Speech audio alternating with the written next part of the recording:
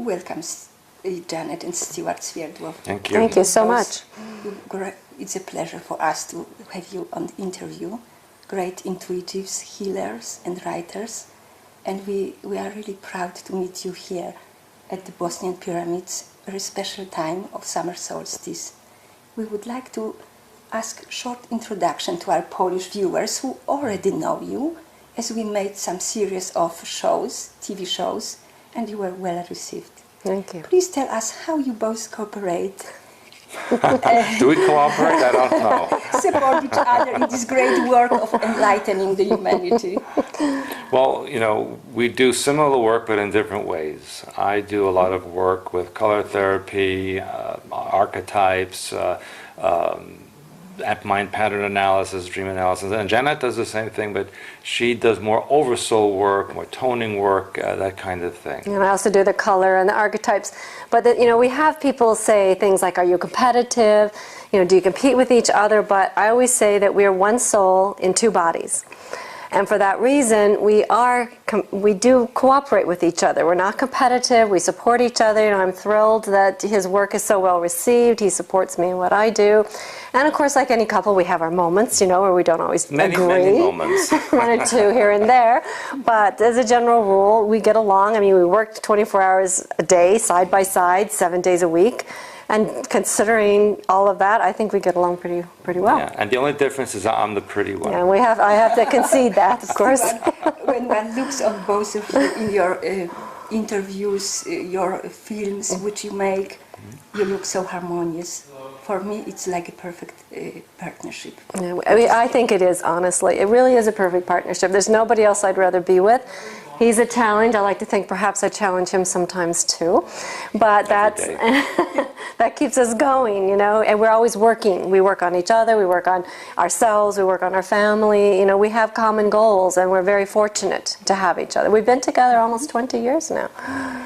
I remember in one of your books you mentioned something that you were already married together in one of the previous lifetimes. Yes, we did. Yes, that's correct. I do remember it so well because it finished in an accident. Yes, that's right. Would you kindly tell Actually, let Janet tell that story. Well, from my perspective, we were on another planet, and there was a spaceship that was going off-world. It was a wartime, and I asked him not to go. So it makes me cry. And he went. Janet, and this is amazing because whenever I think of this event from your life, I'm also having the same sensation. Yeah. It was a terrible thing. And I think it happened during the Draco attack on Lyra. yeah. And so that's when our excursions to other places began. A pretty long time ago. Yeah. So we as humanity come from Lyra system.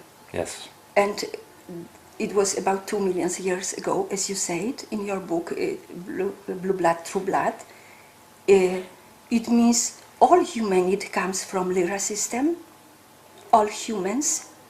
These humans which are now here are already somehow invalidated through the hybridization process. Yes. But of course, that's all humans from this Milky Way galaxy originate in the Lyra star system. Of course, there's hundreds of millions of galaxies.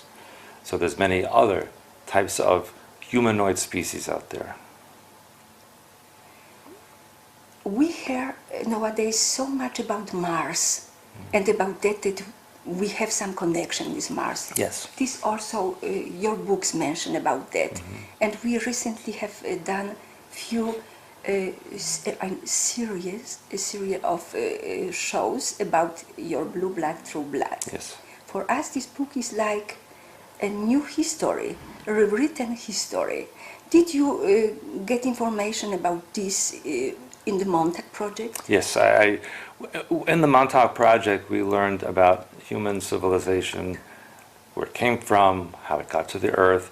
Basically, but the reason they told us, not to help us learn, but they told us because to show how humanity was always victimized and how they cannot survive on their own, and so it takes a lot of control systems in order to continue the civilization. That's why they told us those stories, not to be helpful, but as a justification of what they were doing. the observers you mentioned in your Blue Blood, True Blood, were also coming from a reptilian race. Yes. And were these reptilians from underground Draco Now, or yeah. they already came from Draco system? Well, both. They originate in the Draco star system. And of course, as I mentioned in the Blue Blood book, they colonized Lemuria. They were here a long time before the humans were here. That's why they consider this to be their planet. And then when the destruction occurred, when the final war between Atlantis and Lemuria occurred, and Lemuria was destroyed, then they went into the underground caverns and into the inner earth. There's actually two separate locations under the ground. The cave system or the cavern system, as we see even under the pyramids here, is between the outer and inner mantles of the Earth's crust. And then there are civilizations of reptilians that are in the inner Earth, in the inside part of the Earth. And then again, there are also reptilian energies that live in the lower astral planes. They're not exactly physical. So there's a wide range. When we talk about reptilians, it can mean several different things. We have to be very specific. And there are even some that can walk the earth and they have an energetic button that changes their energetic field. Right, holographic image. Right, so they appear human, but they're not.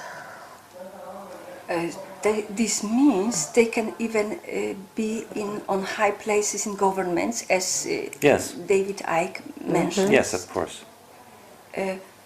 How the problem of those reptilians which are underground correlates to the Draco system now? What is the current situation of? Their goal is to wait for the Draco Empire to have this planet on their invasion list, so to speak. You know, the Draco go out and fan out into the galaxy, into different solar systems, and occupy and assimilate the cultures. And this planet is also being assimilated in that way. So there will be, as I mentioned many times, a staged alien invasion, and then there will be a real one. And there may even be something else, some kind of war or battle between those who have the real invasion and the Draco who come back to assimilate. So basically, the reptilians under the earth are waiting for their home star system to come and invade. And how the hybrids from Sumer time, what role they are playing in this game? In Sumer, you know, the hybridization program, there were several different stages of it, and we're in a final stage of it at the moment. And are you referring to the shape-shifting Exactly, ones? to those 13 families which we recently introduced in our show. Right, right. Well, they will prove, when the reptilians are shown to be the savior race, they will prove that they have the genetics of the Christ or Emmanuel figure, which makes them the real rulers of the earth. And not only the rulers of the earth, but we should worship them because they are the children of Christ. I think the Vatican goes in this direction, announcing that we have brothers in Christ somewhere. Yes, what exactly. the The Vatican Vatican was said said, this yes. a year or two ago, that there are aliens out there, and that they are brothers in Christ, and we must accept them. But they said something else, which was very interesting. They said, some of these aliens are so spiritual that they already are under the grace of God and no longer have to follow a religion. Do they define the person of God? They didn't go that far, but they just are preparing people to worship and consider holy these aliens that come. What about Kuiper's belt? Kuiper Belt is a whole nother story, because that is a huge conglomeration of many different species from many different places who are basically coming to contain and eliminate what's happening here, but not because they have any love for humanity. They do it because they're protecting themselves. how you estimate the role of women aspect in all these transformations which are taking now place on the earth. Okay, that's an excellent question. Esto es español, Yeah, because what they're trying to do is make the race androgynous. They're turning men into women and women into men so that there's no differentiation between sex. They're breaking up the families and creating isolation among the people so that people don't feel connected anywhere. Eventually, I believe they will have artificial wombs where women will not even bear their own children. And again, it's creating more isolation programming. Because in my opinion, what they're trying to do is create an army here on this earth that they can control. And as Stewart has said in many lectures, the way that the Milky Way galaxy is like a big pinwheel, and we're on a point, which is a very strategic location if you want to move out and conquer other aspects within the galaxy. So what they're trying to do is create a human battle force. Men and women, all the same. You can't tell them one from another. They wear their hair the same. They wear the same clothes. The women, they're making them more aggressive. The men, they're making them more feminine.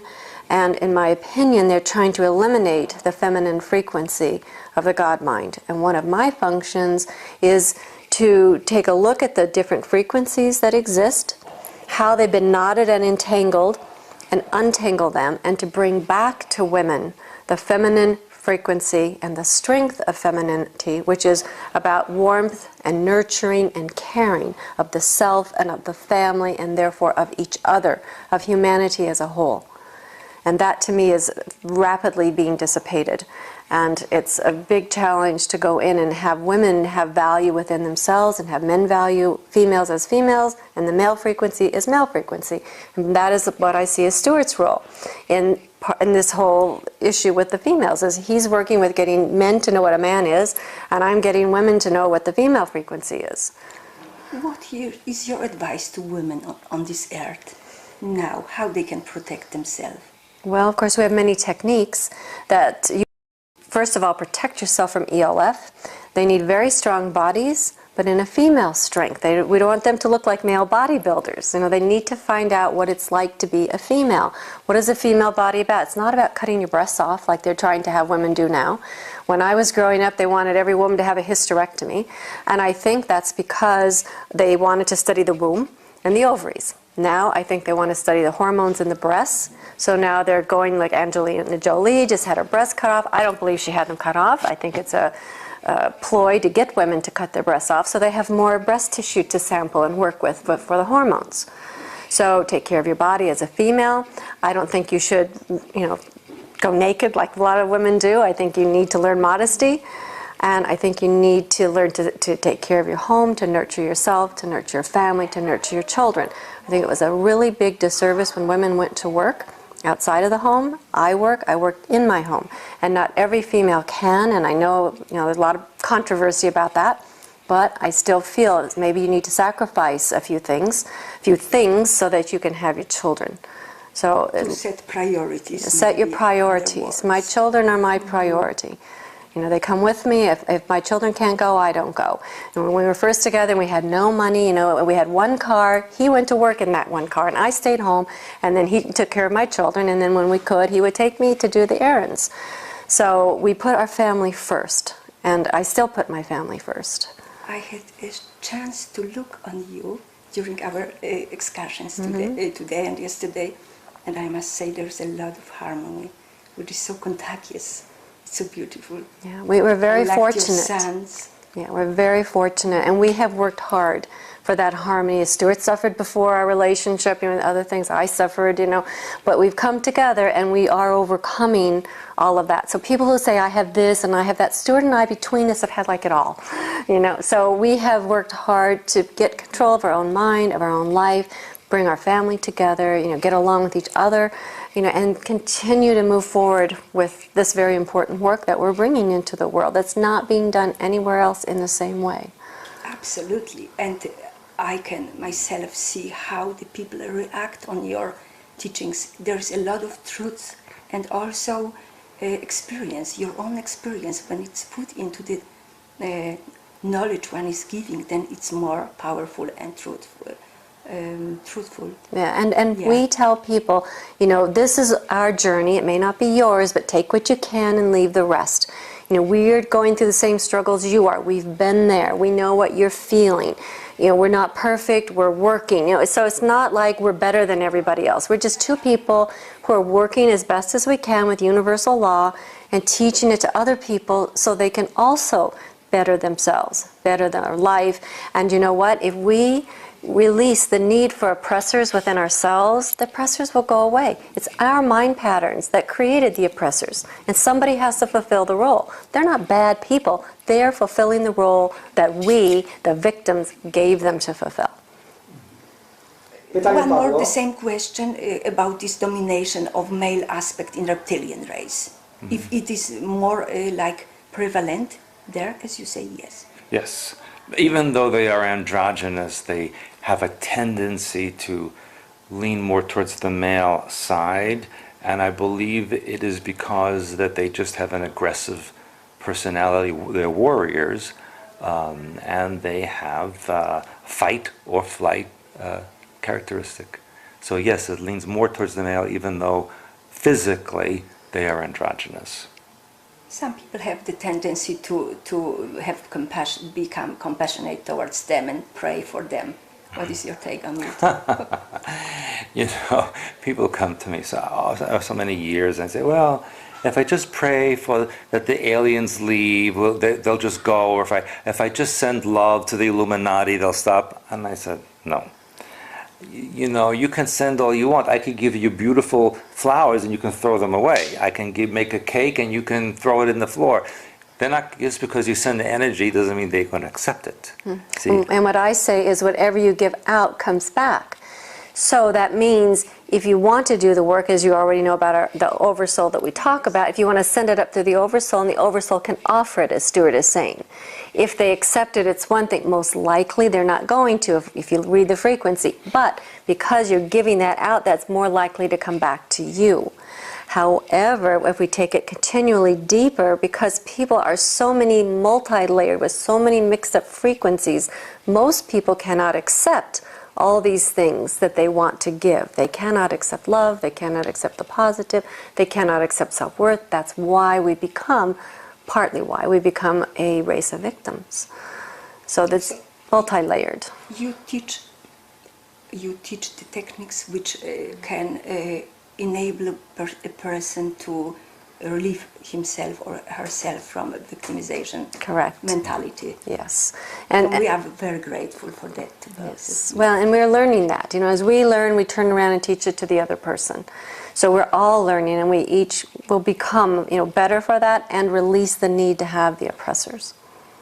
Thank you very much, Janet, You're for your presence with us here at the Bosnian Pyramids. I'm thrilled that you came. And of course, I love being here in Bosnia. I love Bosnia. It's a wonderful experience for me, too.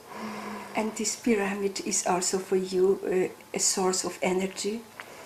I don't know if it's a source of energy right now, but I believe that it's a part of the bigger plan, and I believe that I have something to do with unraveling that bigger plan. And I think it's not going to happen overnight, but I think it's in process. And so I'm privileged to be a part of that unraveling. That's the way I look at it. Thank you so much. You're welcome. Janet.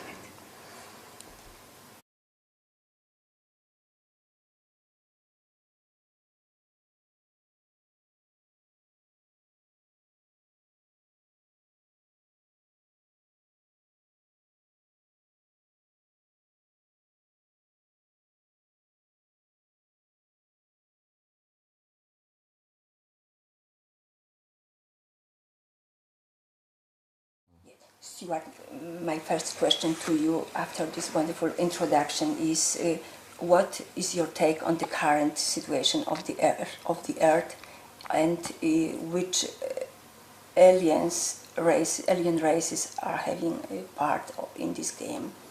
Please. Now, in 2013, things have changed quite a bit then from the past. Back in the 70s and 80s, there were literally hundreds of different groups that were visiting the Earth, and that has been shut down or filtered out, if you will, by the New World Order and the Illuminati, who only allow a handful of races to interact on the Earth. And even in recent years, in the last 2-3 years, there have been new races that have been allowed to interact with the Earth. The so-called little gray aliens, little with the big eyes that people claim to abduct them, they are not so much around anymore. Most of them have either left or have died off, but they're still around, some of them, but not many. You have a lot of the reptilian races around still, and there are also a new kind of race which recently has been admitted by certain members in the upper levels of U.S. government, where they are a very tall, white-skinned race, not that different from the Sirius A beings, but they are different, and they apparently come from the Polaris star system. And supposedly they live for hundreds of years, and they're very, very tall. So that's a new group that's only been in the last few years around like that. There is also interaction with the beings from the Aldebaran star system, but they are more in line with the Fourth Reich and with the actually the Japanese as well. So there's different alignments, and just as here on the Earth, if you go to the United Nations, and there's 200-something countries in the United Nations, and they all have their little groups and their little organizations, and one is against the other, and they're not all doing things together. It's even more so when you go outside of the Earth. I always say that we live in a dangerous neighborhood on this planet because of where it's located, because there is so much interest in this particular portion of the galaxy. And I think that in the next year or two, maybe sooner, I think that we will have the staged alien invasion. But I was also told by someone in a government of another country that he feels in the next year to year and a half, there will be real invasion. From the beings from Kuipersberg? Yes, yes. And there's so many different ones there. I can't say it's only this. Or there's literally hundreds of different species there that have come together to create a force to eliminate the Illuminati. I always use the analogy that this planet is like the Iraq of the galaxy. And so all these different powers want to come and change the government, change the system, liberate human beings. But it's really no such thing, because if somebody comes uninvited, then they have their own agenda. It means they don't have our best interest. Correct. What they want to achieve on the Earth? It's the location. We have on this planet a great diversity of plant life, animal life, minerals, many resources, and it's very unusual. That usually doesn't happen in other parts of the galaxy or even the universe. It's rare. And so to find a planet like this in the location in which it exists is a very tremendous find. And so people want to come here, and well, I say people, but their beings want to come here and colonize, use it, incorporate it to their own system, make it like the Eastern Bloc used to be for Soviet Union. And why is this Iraq, in a sense that Iraq was important to invade because of the Star Gate, which you say? In Baghdad, yes. In Baghdad, okay. Yeah, and one of the first things that the U.S. Army did when they got to Baghdad was go right to the museum and steal all of the artifacts that would lead to the ancient history, Sumer, that kind of thing. They had actual working batteries from thousands of years ago, which shouldn't have existed, but they existed. In fact, the curator of the Iraq Museum said, that the certain elite teams of the army went down into the basement archives, and they knew which room to go and which drawers to open, and what it's like they knew someone had given them information where everything is, and then right there, like precision, to take out these artifacts, and we'll never see it again.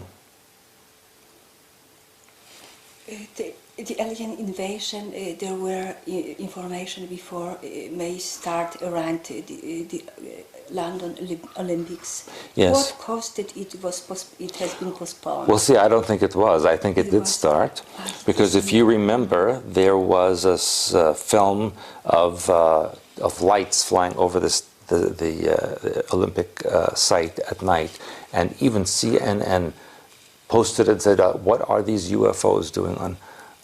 So even though they didn't see any aliens, it started the process globally, like, there was lights in the sky, and then later on they said, it was a corporation, had some kind of vehicles up there, they made some kind of explanation of it.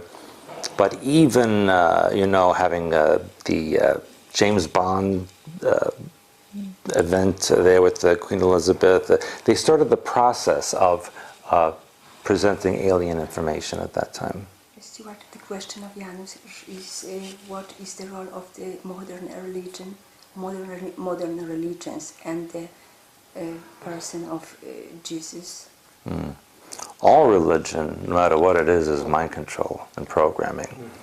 As far as specifically Emmanuel or Jesus Christ figure, whichever you want to call that, this is, as I mentioned earlier, about the Illuminati using it to show their descendancy from this figure so that people should worship them because they are descendants of the Christ figure. But they will have, in the new world religion, they will have a new male and female icon. Of course, they'll bring in a second cloned Christ figure, and they will use Princess Diana as the new Mary in the scenario of the New World religion. And you see even now in Vatican, they're starting to incorporate or blend in other religions to the Catholic religion. They started to make connections to Eastern Orthodox, to Russian Orthodox, even to Jewish religion. And many of the Protestant denominations are also starting to get incorporated into this umbrella of the Vatican. So we're starting to see a unification of religion in the world. You mentioned that there would be clone of Jesus. I have a feeling, I read in your book that the blood of Jesus is stored on Mars. Yes, well, the underground base. Now it's already used, that was 40 years ago. But yes, it's been cloned, and there is a staged a cloned body that is of Christ. And that is why in recent years there has been all these stories of cloned sheep and cloned dogs and all these things about cloning even human beings and genetic manipulation. It's to prepare for what is being presented. So the kind of programming, this is just programming for them. Yes. You mentioned about the Green Star programming in your books. It is the program which suits people to communicate with the aliens? Yes, yes. Green Star programming is the umbrella of it. You have the staged alien invasion, you have abduction, contactee, these kind of things, Space Brothers, all these different kinds of sub-routines underneath the Green Star programming, and then also overlaps with the New World religion, with end times. So the programs at some point start to overlap each other so that you could have a Green Star and New World religion altar all in the same one. And the question is if the primer idea of universal love which Jesus was presenting is a kind of programming, or he was a person who came here to give this idea? That's a very interesting question. Yes, Emmanuel was a genetic manipulation. And his role was to take certain segments of humanity and steer them in another direction. But you may recall that there were 20 years of his life where it was missing. And there's rumors he was in Tibet, he was in Egypt, all these mystery schools, and the answer is yes, he was in these places, and I can't prove it, but I believe that he was aware of his programming, but he was also aware of the true ancient spiritual information, and so what he presented was kind of a mix between true spirituality and the programming. But also let's keep in mind, in the 1800s, I believe it was 1800s in Egypt, they uncovered the Nag Hammadi document. The Gospel of Philip, Gospel of I think Thomas, and Gospel of Mary Magdalene. And each one of them showed that there should be no intermediary between mankind and God mind. We can go directly there. That there is no need for ceremonies and ritual and religion, that it's all in your mind and in your being. And I believe those documents showed the true revelation of what the Christ figure was speaking. Not the programming version that we see in Christianity now. That's the programming version. And so this is why Vatican has kept it locked up. And I know someone who's an insider in the Vatican. And I can tell you that they have information there that would take away their own religion. But here's some, if I may talk about this, if it's okay with you. This is something, but I will tell you, this insider person told me, the highest bishops in the Vatican told this person that they don't believe in religion, that's for the people. They believe in other things, and they know other things. This is what told the assistant to the Pope. And other things maybe? Like they do satanic ritual. They have sexual orgies there. This person told me he saw such things that can't even talk about it because it makes him sick. The things that he saw in the Vatican. And the Vatican knows about hyperspace language, and they know about color therapy. And this person was told, because they would be a spokesperson for the Vatican at one time, that when they speak in front of an audience, that they put themselves in bright red color. Now, as you know, and from my hyperspace classes, that the bright red is anger and sexuality and hostility and aggression. So why would the Pope want the bishops and the spokespeople from the Vatican to be in this color? To intimidate the audience, to make them afraid, so that they listen to whatever they're told to do. So it's very interesting how the Vatican uses the color therapy and uses it for their own method of control and programming of the population. Recently, even the Pope mentioned that there is a group of gay compartment within the Vatican. Most of them are. Most of them. Stewart, how did you come on the hyperspace language and techniques which you are teaching now? Well, as I mentioned in Alien Connection book, I learned this mostly at Montauk Project. Of course, just as the Vatican uses it for negative things, so did government.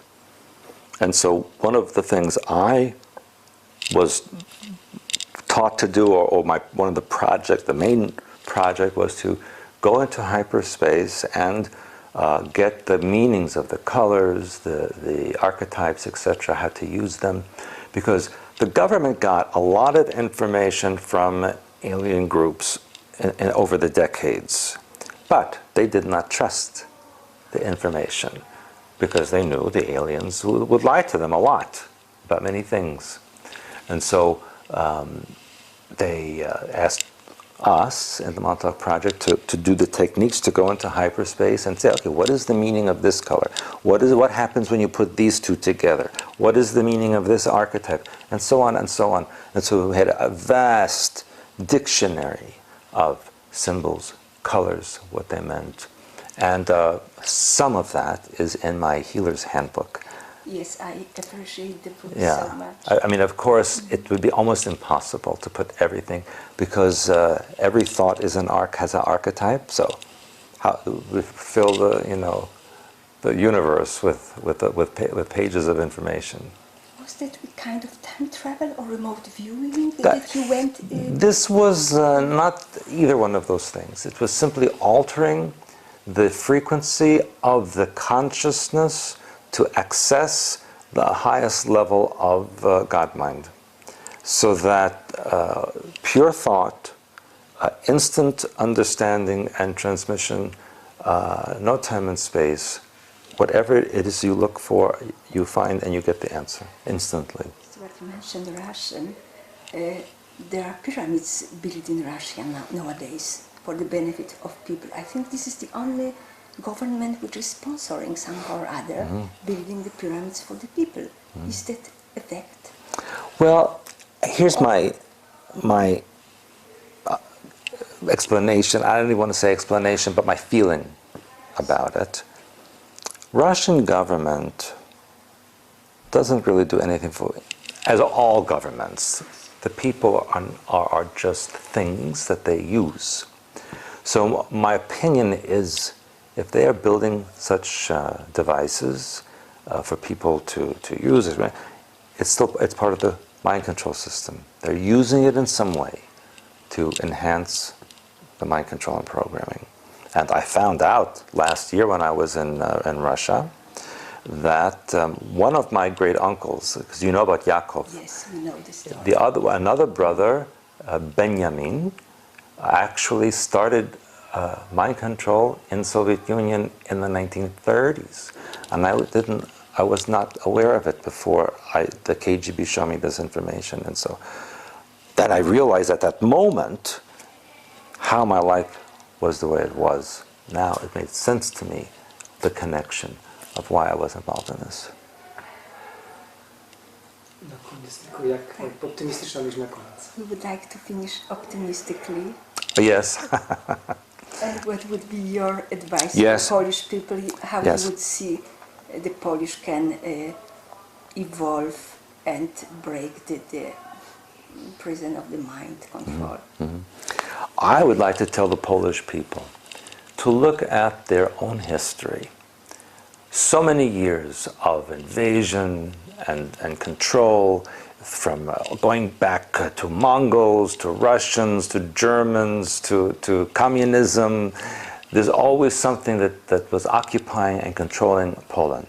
But through all of it, for thousands of years, Polish people still exist.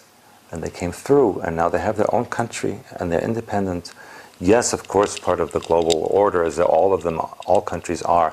But they should look to themselves, to their own genetics, which are very powerful, very strong, and know they can survive and surpass anything. So if Polish people and all the people on the earth do their deprogramming, get rid of the victimization, do their release work, all of these things, they will develop into a powerful, independent, peaceful people forever. Thank you so much. Thank you We are very very much. grateful for that, Stewart. Thank you very much.